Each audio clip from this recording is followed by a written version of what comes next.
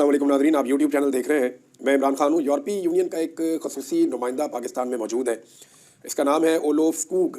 ये वैसे तो इसका ताल्लुक जो है ये स्वीडिश डिप्लोमेट है और इसका रिकॉर्ड जो है वो बड़ा क्लीन है।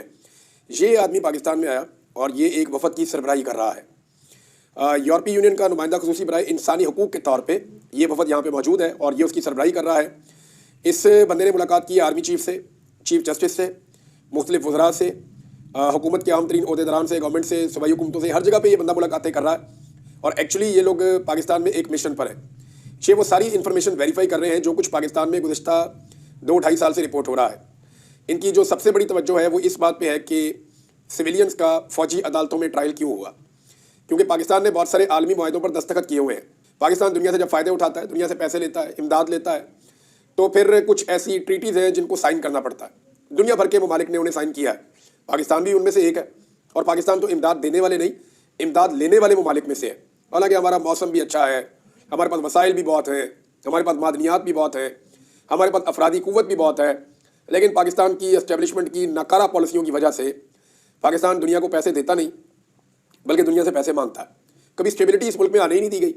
जब भी कभी पाकिस्तान में स्टेबिलिटी आने की कोई कोशिश की किसी ने, या थोड़ा सा माहौल स्टेबलाइज हुआ, कोई ना कोई डिक्टेटर आके बैठ गया और उसने बंदूक के जोर के ऊपर पाकिस्तानियों को यरगमाल बना लिया। तो अब सूरत हाल ये है कि ये लोग पाकिस्तान में आए, इन्होंने सारों से मुलाकातें की। अब इनका एक इंटरव्यू है जो छपा है मुख्तलिफ अखबारात में, यानी इनके हवाले से खबरें अब जो है बहुत सारी अंग्रेजी अखबारात के अंदर छप रही हैं, डॉन के अंदर भी, दीगर अखबारात के अंदर भी। तो इन्होंने कुछ चीज़ें बड़ी वजाहत के साथ कह दी हैं जो हुकूमत के लिए मुश्किलात पैदा कर देंगी। अब ये जो चीज़ें जिन पे यहाँ पे मामला देख रहे हैं उनमें एक तो आज़ादी इज़हार राय है, और जब ये आए हुए हैं पाकिस्तान में उन्हीं दिनों में सदर जरदारी ने, कौमी असम्बली ने और सेनेट ने एक काला कानून पास कर दिया जिसके ऊपर सहाफ़ी सरापा एहतजाज है। अब ये हुकूमत के लोगों से पूछता है जनाब ये आपने क्या किया, ये पीका एक्ट क्या है, तो उसके ऊपर उनके पास जवाब ही कोई नहीं है। वो बेचारे बगलों में झांकते हैं। यानी इनको टाइमिंग का भी नहीं पता। ऐसे बेशर्म और बेवकूफ़ लोग पाकिस्तान पर मुसल्लत हो गए हैं कि इन्हें पता ही नहीं कि कौन सा काम किस वक्त करना है और किस तरह करना है। जिस वक्त यूरोपीय यूनियन का ख़ुसूसी नुमाइंदा यहाँ पे मौजूद है, उस वक्त ये काला कानून पास कर रहे हैं, क्योंकि इन्हें बहुत जल्दी है। एक हफ्ते के अंदर अंदर इन्होंने कानून पास किया, किसी से मुशावरत नहीं की, किसी किस्म की डिबेट नहीं हुई, पार्लियामेंट के अंदर बहस नहीं हुई, बस हुक्म आ गया एस्टेब्लिशमेंट का, डंडा आ गया साथ में, कौमी असम्बली भी हो गई, सेनेट भी हो गई और सदर के दस्तखत भी हो गए। अब पीपल्स पार्टी जो है वो अब मुंह पे कालक मलने के बाद, यानी इस कानून को पास करवाने के बाद, अपने मुंह पर कालक मलने के बाद अब बैठी है चौक के अंदर और कह रही है जी हम तो इसके खिलाफ है। पीपल्स पार्टी के मुख्तलिफ धड़े या मुख्तलिफ लोग जो हैं वो निजी महफिलों में कह रहे हैं जनाब हमसे ज़बरदस्ती करवा दिया गया, हम तो इसके हक में नहीं है, ये तो आज़ादी इज़हार राय के खिलाफ है। अब इंसानी हकूक़ की खिलाफ वर्जियों का मामला हो, लेकिन स्पेशली जो इनका टारगेट है वो फ़ौजी अदालतों में सिविलियंस के ट्रायल का मामला है। और ये मामला इस वक्त भी सुप्रीम कोर्ट ऑफ पाकिस्तान के आइनी बेंच के अंदर ज़ेर समाअत है। तो अब जून 2025 में इन्होंने एक धमकी लगाई है। अब मैं इसको धमकी इसलिए कह रहा हूँ कि इन्होंने बड़ा साफ साफ कहा कि पाकिस्तान GSP+ स्टेटस के मामले को फॉर ग्रांटेड ले रहा है, कि आप हल्के में ले रहे हैं GSP+ के मामले को। देखिए पाकिस्तान की किसी भी मुल्क या किसी भी रीजन में इतनी मुनाफा बख्श ट्रेड नहीं है जो पाकिस्तान की यूरोप और अमेरिका के साथ है। चाइना के साथ हम खसारे में ट्रेड करते हैं, इंडिया के साथ हम करते ही नहीं है, ये सेंट्रल एशिया की तरफ हमारी ट्रेड जाती नहीं है। ईरान के साथ आप क्या ट्रेड करेंगे, नहीं करते। गल्फ़ के अंदर आप बदनाम हो चुके हैं। तो जो कुछ आपके लोग अपनी साख बचा कर बैठे हैं वो बरतानिया में, अमेरिका में, या कुछ लोग जो हैं वो यूरोपीय यूनियन के अंदर वो ट्रेड करते हैं। वहाँ पे एक GSP+ स्टेटस है आपके पास, जिसकी वजह से आपको बहुत सारी सहूलतें मिलती हैं। अगर वो सहूलतें आपसे चली जाएँ तो आपको ये इतना महंगा पड़ जाएगा मामला कि आप फिर वो ट्रेड कर ही नहीं पाएंगे। लिहाजा अब ये आपका खतरे में है, क्योंकि जून 2025 में इसके हवाले से रिव्यू होना है और वहाँ पे जो एक मॉनिटरिंग मिशन है ये जून 2025 के अंदर ये चीज़ के ऊपर जो रिपोर्ट यहाँ से जाकर देगा उसकी बुनियाद पे वो फैसला करेंगे कि पाकिस्तान को GSP+ स्टेटस में रखना या नहीं रखना। और इनकी हरकतें आप चेक करेंगे, जिस वक्त वो मिशन पाकिस्तान में पहुंचा है वो यहाँ चेक कर रहे हैं कि आप सही बंदे हैं या नहीं, उसी टाइम पे गंद मारना शुरू किया और लाके काला कानून पास करवा लिया। अब इस काले कानून के हवाले से बाकायदा एस्टेब्लिशमेंट और हुकूमत के लोग, ये मुझे कुछ सहाफ़ियों ने बताया, उन्होंने कहा जी कि मामला ये है कि कुछ सहाफ़ियों को और मीडिया मालिकान को इस बात के ऊपर कायल करने की कोशिश की जा रही है कि ये जो काला कानून हम लेकर आए ये सिर्फ इमरान खान को दबाने के लिए लाए। इमरान खान की जो सोशल मीडिया सपोर्ट है उसको कुचलने का हमारे पास कोई और रास्ता नहीं बचा, इसलिए हम इस लेवल का खौफनाक कानून लेकर आए। आप लोगों को इसमें हम कुछ नहीं कहेंगे, आप बेफिक्र हो जाएं। यानी एक मुल्क और अलग अलग कानून। अगर आप इमरान खान को उसकी बीवी को गाली दे रहे हैं, इमरान खान की बहन को गाली दे रहे हैं, या उनके ऊपर आप अटैक कर रहे हैं तो आपके ऊपर कोई कानून नहीं लगेगा। दूसरा, अगर आप जर्नलिस्ट हैं और आप तनकीद कर रहे हैं हुकूमत में तो आप पे भी कोई कानून नहीं लगेगा, अगर आप वो जर्नलिस्ट हैं जो थोड़ा सा मिलकर चलते हैं। लेकिन अगर आप इख्तलाफी आवाज़ बन गए हैं और आप फस्तायत और जुल्म के खिलाफ बात कर रहे हैं और आप खुलकर बोल रहे हैं तो फिर आपको उठा लिया जाएगा और आपके साथ वही किया जाएगा जो इन्होंने प्लान किया हुआ है इस सारे अमल में। बहरहाल ये कानून तो इनको वापस लेना पड़ेगा, आज नहीं लेंगे तो कल लेंगे। अभी जो इन्होंने, मैंने आपको पिछले वीलॉग में कहा था कि डूबते को तिनके का सहारा सही, तो ये अहमद बड़ाई साहब ने खबर दी है और 2016 का एक अखबार निकाला जब डोनाल्ड ट्रंप उस वक्त बना था सदर अमेरिका का, तो एक ओपनिंग डे फाउंडेशन बनी थी, ओपनिंग डे फाउंडेशन, उसके तहत एक चैरिटी हुई थी कि जनाब डोनाल्ड ट्रंप से मुलाकात करवा देंगे, उनके बेटे से मुलाकात हो जाएगी और कोई तस्वीर वस्वीर भी खिंचवा दी जाएगी। तो चैरिटी की गई थी कि पैसे वैसे इकट्ठे किए जाएं, तो फंड रेजिंग हुई थी।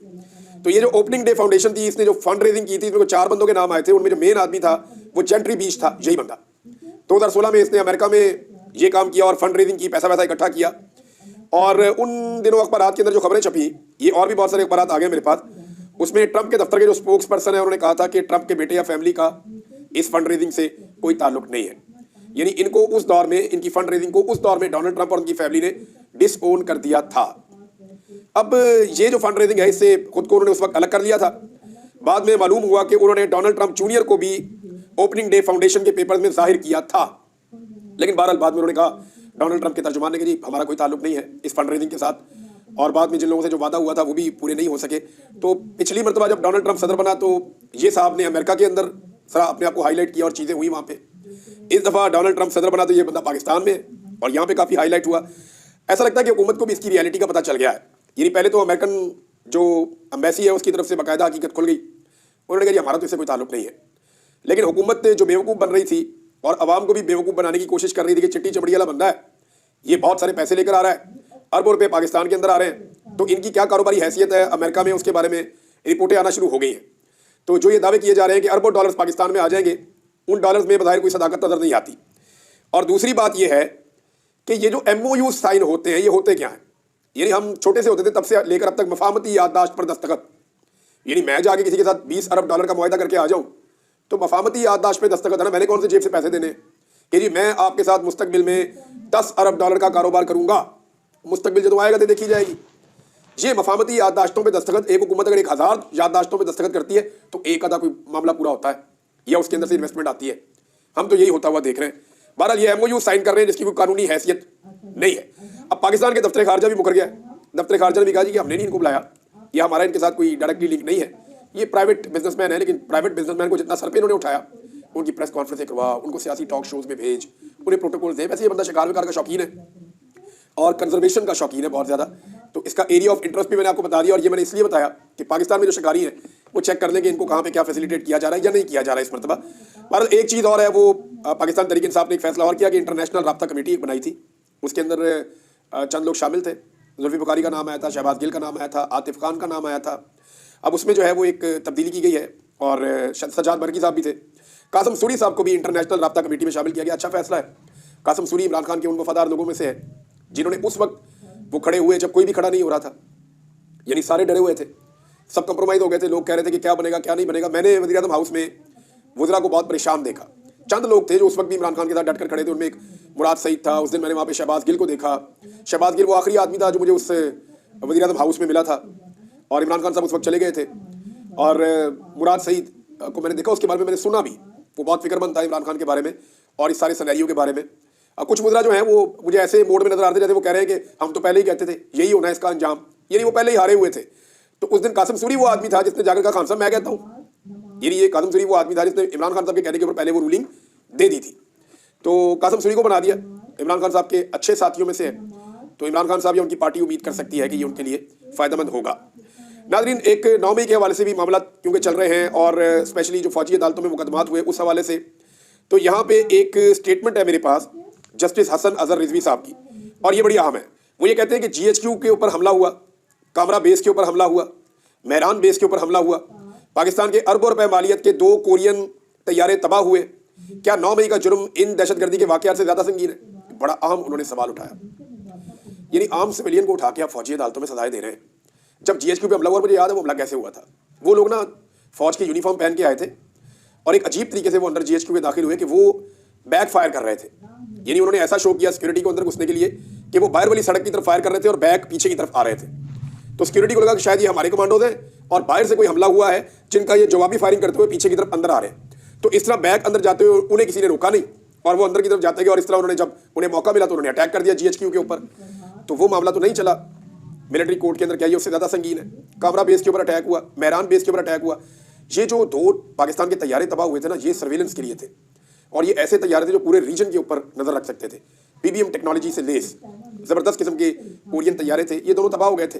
तो अब जज साहब पूछ रहे हैं कि क्या 9 मई का जुर्म इन दहशतगर्दी के वाक़यात से ज़्यादा संगीन है कि आप इसको लेकर आ गए हैं इसमें फौजी अदालत के अंदर। लेकिन अब उस दिन हुआ क्या 9 मई को, एक चीज़ तो हमें सबको याद रखनी पड़ेगी ना, वज़ीर-ए-आज़म पाकिस्तान था ना साबिक, इमरान खान पाकिस्तान का सबसे बड़ा पॉलिटिकल लीडर है। जो लोग इमरान खान को लीडर नहीं मानते वो ना माने, लेकिन हकीकत तो यही है ना कि पाकिस्तान में आप आज वोटिंग करवा लें, आपने 8 फरवरी को करवाई, आप साल बाद करवा लें। इस वक्त पाकिस्तान की सबसे बड़ी सियासी हकीकत इमरान खान है, सबसे मकबूल पाकिस्तान का सियासी लीडर है। अब इस लेवल के लीडर को आप गिरबान से पकड़ेंगे तो रिएक्शन तो आएगा ना। ये तो नहीं हो सकता कि एक फौजी ऑफिसर या कोई एक रेंजर्स का जवान जो है, जो तनख्वाह लेता है अवाम के टैक्स के पैसों से, वो गिरबान में हाथ डाल दे साबिक वज़ीर आज़म के। और जब वो गिरबान से पकड़ के उसको लेकर जा रहा था, यही आपने गिरफ्तार कर लिया, आप चारों तरफ खड़े हैं, इमरान खान साहब से आप कहिए जी चलते जाएं, गाड़ी में आपने बैठना है, या आप कमर पे हाथ रख ले जैसे आप पकड़ते हैं, आप हथकड़ी लगा सकते हैं। लेकिन गिरबान पकड़ने का मतलब यह है कि तस्लील की जा रही है। मैं ये सिक्योरिटी फोर्सेज को अच्छी तरह जानता हूँ, मुझे पता है कि गिरबान में हाथ डालने का जब तक ऑर्डर ना हो ये गिरबान में हाथ नहीं डालते, क्योंकि इन्हें इस बात का आइडिया है। ये ज़्यादा से ज़्यादा कमर से पकड़ते हैं आदमी को, उसकी बेल्ट से या कमर से पकड़ते हैं और ये ले जाके उसको गाड़ी में डाल देते हैं। गिरबान उसी का पकड़ा जाता है जिसकी तस्लील कर दी हो। तो ये अल्लाह रब्बुल इज़्ज़त है, मालिक इज़्ज़त का, वही इज़्ज़त देता है। तो उसने इमरान खान को मजीद इज़्ज़त दी गिरबान में हाथ डालने के बावजूद। अब आपको याद होगा एक वीडियो या तस्वीर, अगर आपको मैं दिखा सकूँ अभी, तो इफ्तिखार चौधरी साहब के सर के बालों से पकड़ा गया था। एक तस्वीर बनी थी सिर्फ, परवेज़ मुशर्रफ के दौर में वो सुप्रीम कोर्ट जाना चाहते थे, उनको हाउस अरेस्ट किया गया था, तो उनके सर के बालों से पकड़ा गया था। उस एक तस्वीर ने पूरे पाकिस्तान में भौचाल पैदा कर दिया था।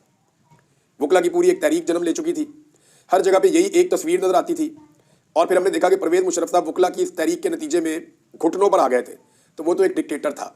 तो यहाँ पे भी एक तस्वीर, एक वीडियो आई कि जहाँ इमरान खान का गिरबान पकड़ा गया, और ये वीडियो जानबूझकर बनवाई गई थी, जानबूझकर बनवा कर इस वीडियो को पेस्ट करवाया गया ताकि इमरान खान की तस्लील की जाए कि देखो अवाम इसके साथ खड़ी है, काफ़ी दिनों से इसको गिरफ्तार नहीं होने दे रहे थे, कई मौक़ों पे इसे गिरफ्तार करने की कोशिश की गई, लेकिन देखो बिलाखिर हम इसको गिरबान से पकड़ के घसीट कर लेकर जा रहे हैं। तो उसका रिएक्शन तो आना था।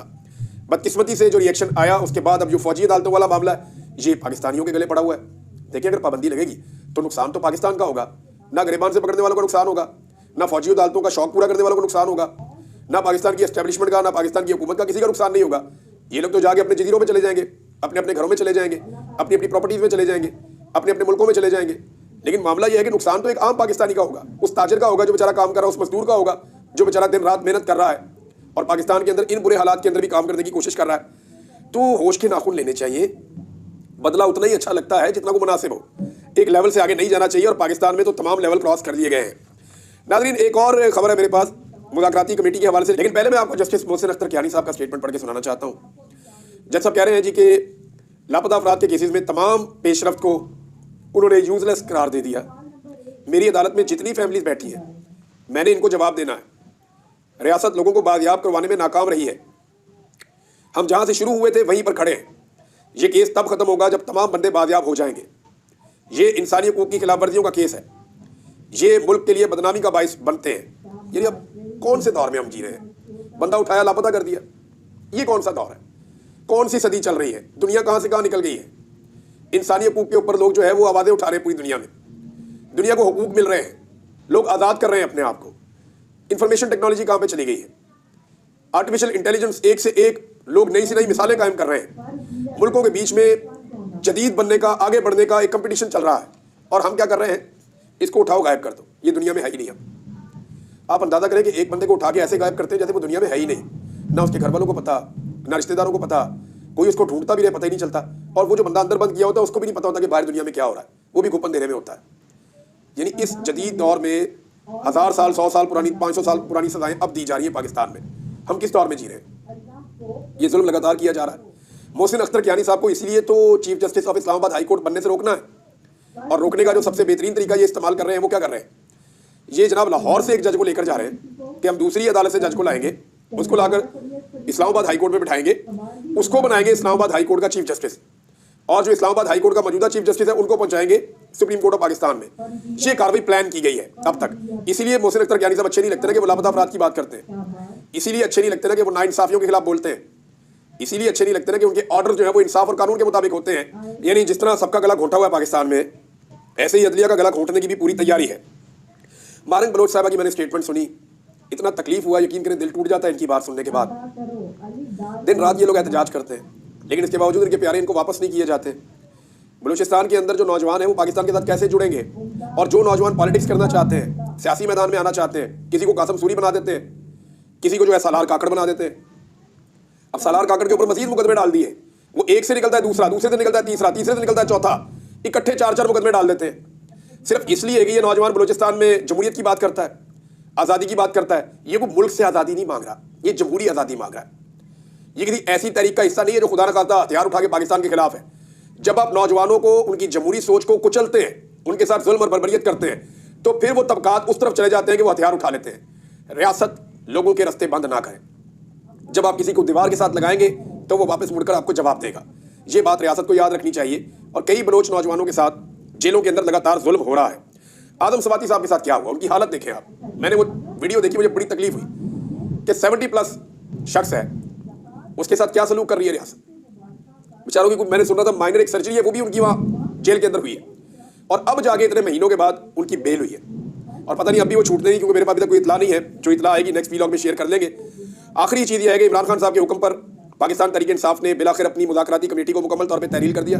तो ना होगा बांस तो ना बजेगी बांसुरी।